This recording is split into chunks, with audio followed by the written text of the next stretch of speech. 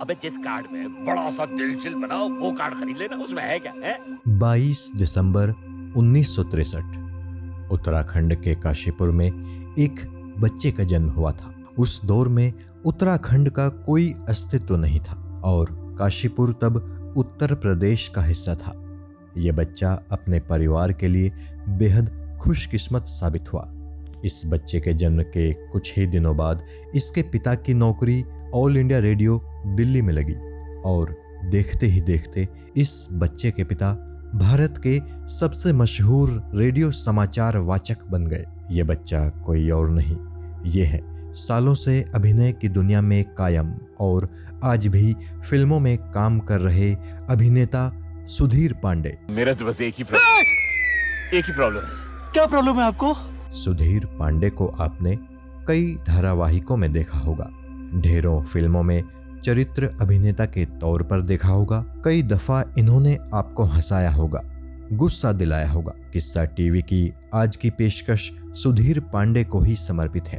बॉलीवुड के बेहद talented actor Sudhir Pandey के बारे में आज हम आपको सब कुछ बताएंगे और यकीन कीजिएगा दोस्तों, इनकी कहानी जानकर आप भी कहेंगे कि इतने शानदार कलाकार को बॉलीवुड ने कभी भी उसके हक का सम्मान नहीं दिया।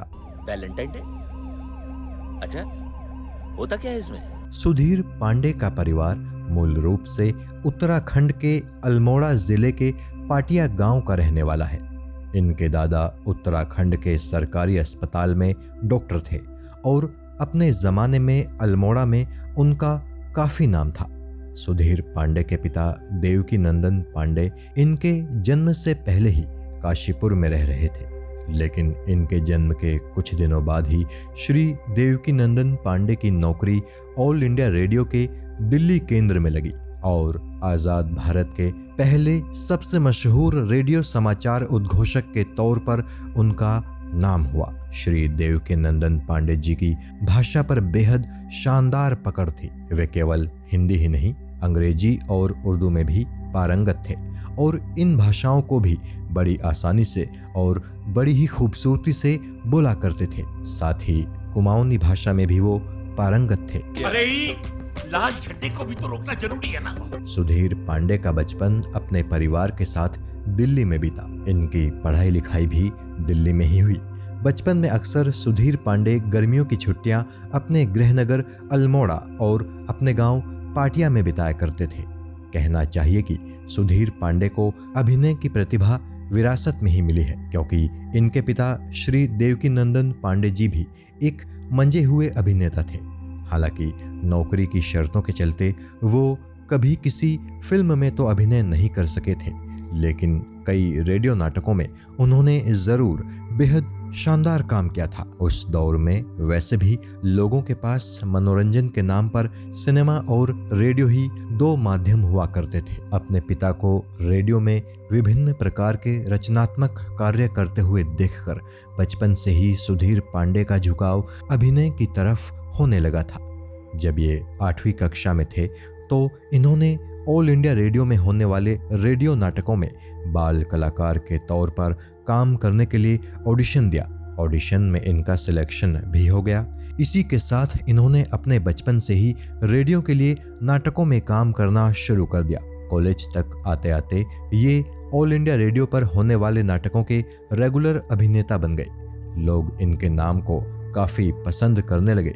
लोगों से मिलने वाली इस सराहना ने इन्हें आत्मविश्वास से भर दिया और इन्हें लगने लगा कि ये एक अच्छे अभिनेता बन सकते हैं। एक तो मांगलिक, ऊपर से कुंडली में दोष, ये भैंस ही बचाएगी इसका जीवन संकट। अभिनेता बनने का सुधीर पांडे का सपना हर दिन परवान चढ़ रहा था, लेकिन दूसरी तरफ इनके पिता श्री देवकी नंदन पांडे को इनके इसी सपने को लेकर फिक्र होने लगी थी।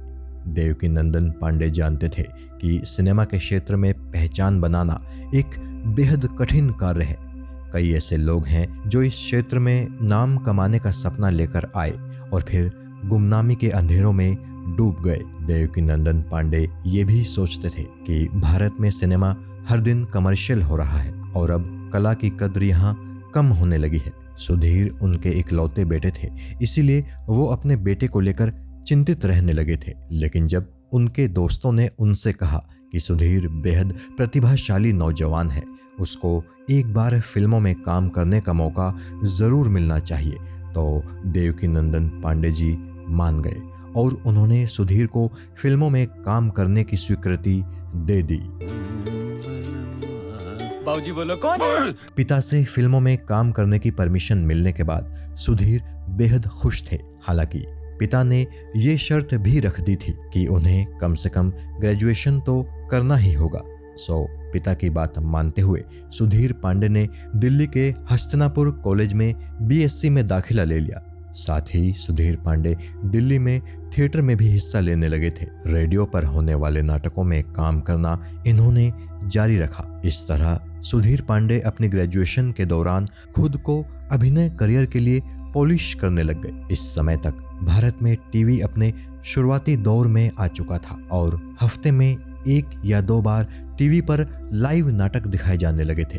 ब्लैक एंड व्हाइट टीवी के उस दौर में सुधीर पांडे को भी नाटकों के जरिए टीवी पर आने का मौका मिला।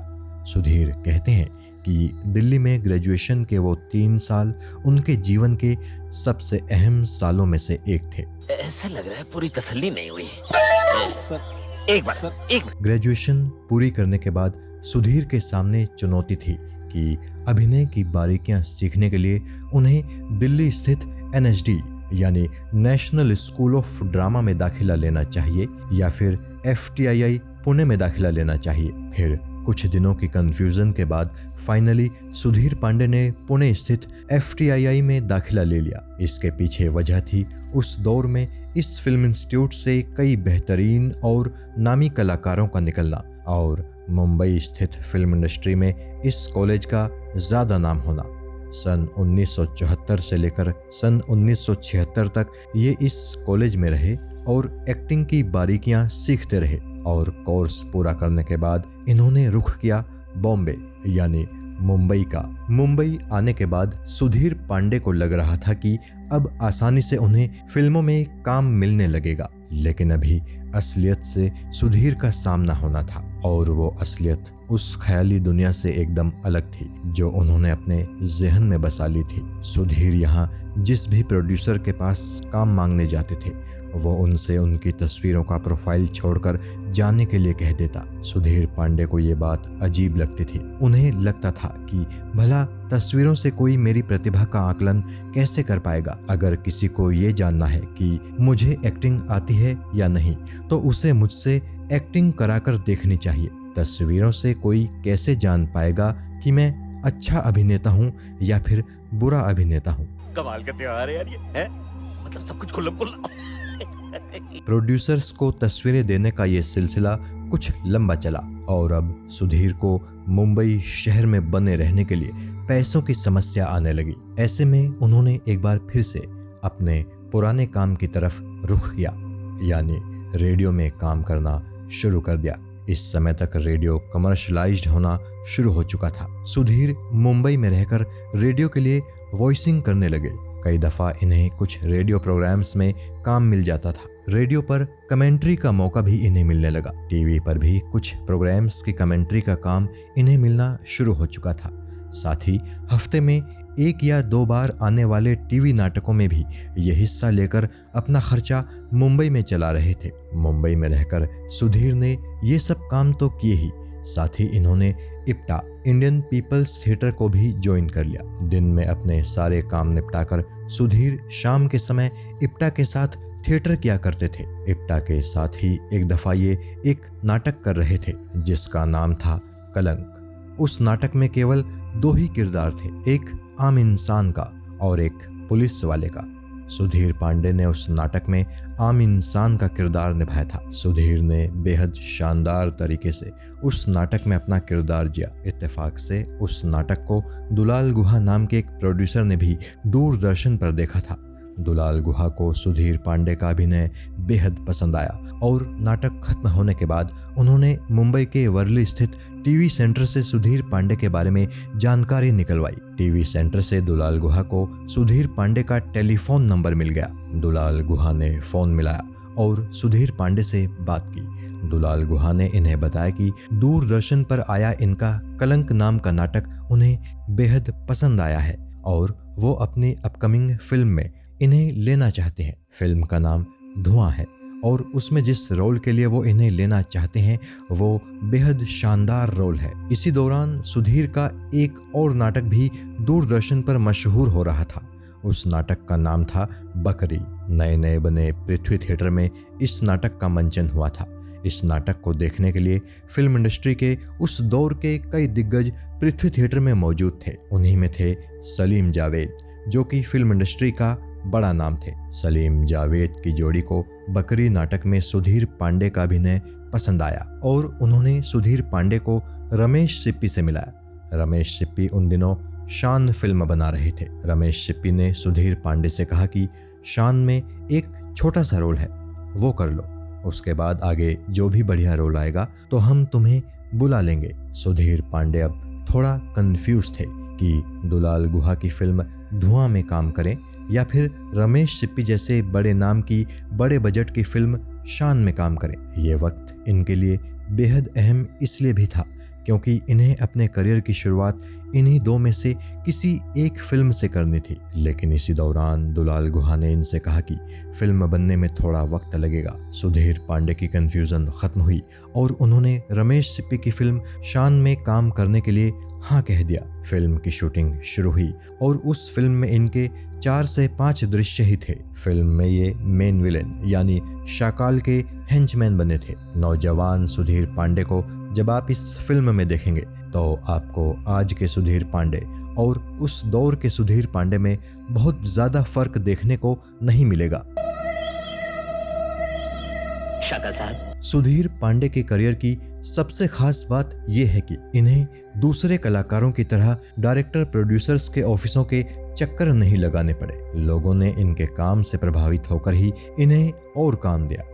ये इतनी सहजता के साथ अपने किरदारों को निभाते थे कि जब इनके किरदार दर्शकों के सामने आते थे तो लगता था मानो ये कोई एक्टर नहीं बल्कि सच में वही आदमी है जिसकी कहानी फिल्म में बताई जा रही है। यही बात सुधीर पांडे की पर्सनैलिटी की सबसे खास बात थी। अपनी इस खूबी का फायदा सुधीर पांडे को ये हुआ कि फिल्मों के ऑफर्स खुद इनके पास चलकर आने लगे। उस दौर के कई बड़े प्रोड्यूसर्स और डायरेक्टर्स अपनी फिल्म के किसी खास रोल में इन्हें ही लेना चाहते थे। इसी वजह से इनका फिल्मी करियर भी जल्दी ही चल निकला और इनके पास काम की कमी कभी नहीं हुई। सुधीर पांडे ने अपने करियर में 200 से भी ज्यादा फिल्मों में काम किया है। इनके करियर की प्रमुख फिल्मों की बात करें तो ये हैं शक्ति, सागर, बेनाम बादशाह, गोला बारूद, काला बाजार, भ्रष्टाचार, मैं आजाद हूँ, अग्निपथ, इंसान, दयावान, वीर गति, मैं माधुरी दीक्षित बनना चाहती हूँ, इशक, बॉम्बे टू गोवा, 30 मार खान, कर्ज, अनवर, खूनी पंजा, टॉयलेट एक प्रेम कथा, बत्ती गुल मीटर चालू और फैमिली ऑफ ठाकुरगंज। सुधीर पांडे ने हर तरह के रोल निभाए हैं। ये कॉमेडी भी करते हैं, भ्रष्ट नेता भी बने हैं, गुंडे बदमाश भी बने हैं और ईमानदार अफसर भी बने हैं। एक बात जो इनके फिल्मी करियर को बेहद खास बनाती है वो ये कि इन्होंने अपने करियर की शुरुआत में अधिकतर अपनी उम्र से ज्यादा बड़े किरदारों को जिया है। इससे अंदाजा लगाया जा सकता है कि सुधीर पांडे कितने सक्षम और शानदार अभिनेता हैं। जिस आंगन में तुलसी लगाते हैं वहाँ शौच करना शुरू कर दें। फिल्मों के अलावा सुधीर पांडे ने टीवी पर भी काफी काम किया है। टीवी पर इनका सबसे लोकप्रिय शो था बुनियाद। सन 1986 में दूरदर्शन पर प्रसारित हुआ ये धारावाहिक दूरदर्शन के इतिहास के अमर टीवी शोज में से एक है। इस शो में सुधीर पांडे लाला गेंदामल बने हैं जो कि हवेली राम के पिता हैं। इस शो की कहानी भारत की आज़ादी के पहले और बाद के घटनाक्रमों पर आधारित है। सुधीर पांडे के किरदार को लोगों ने बेहद पसंद किया था। बुनियाद के अलावा भी सुधीर पांडे ने कई दूसरे टीवी शोज में काम किया है। इनके सबसे लोकप्रिय टीवी शोज हैं फिर भी दिल है हिंदुस्तानी, the sword of Tipu Sultan, मायका, ससुराल गेंदा फूल, बालिका वधू, देखो मगर प्यार से, हम साथ 8 हैं, ये शादी नहीं हो सकती, हम सब एक हैं, बॉम्बे ब्लू, करीना करीना, तन्हा, मेरा ससुराल, अमानत, गुण वाले दुल्हनिया ले जाएंगे, बेलन वाली बहू और इशारों इशारों में। नेताजी ये सारी अशांति माओवादी और मिसराई तो फैलाते हैं। सुधीर पांडे 5 दशकों से अभिनय के क्षेत्र में सक्रिय हैं। छोटा पर्दा हो या फिर सिल्वर स्क्रीन, सुधीर पांडे ने हर जगह अपने अभिनय से दर्शकों का भरपूर मनोरंजन किया है। लेकिन हैरत की बात है कि आज तक कभी भी किसी किरदार के लिए फिल्म इंडस्ट्री की तरफ से इन्हें किसी तरह का कोई अवार्ड नहीं दिया गया है। हालांकि टीवी पर अप्सरा अवार्ड में इन्हें करीना करीना शो के लिए बेस्ट एक्टर का अवार्ड जरूर मिला है, लेकिन फिल्मी दुनिया की तरफ से इन्हें एक नॉमिनेशन तक नहीं दिया गया। मगर किस्सा टीवी और उसके सभी दर्शक सुधीर पांडे के अभिनय को दिल से सलाम करते हैं। दर्शकों के दिलों में सुधीर पांडे के लिए जो प्यार है वो इस दुनिया के किसी भी अवार्ड से कहीं ज्यादा कीमती है और ये प्यार ऐसे ही बना रहेगा। जय हिंद। Sir please. मैं तो तुझे देखते ही समझ गया था तू किस टाइप का आदमी है।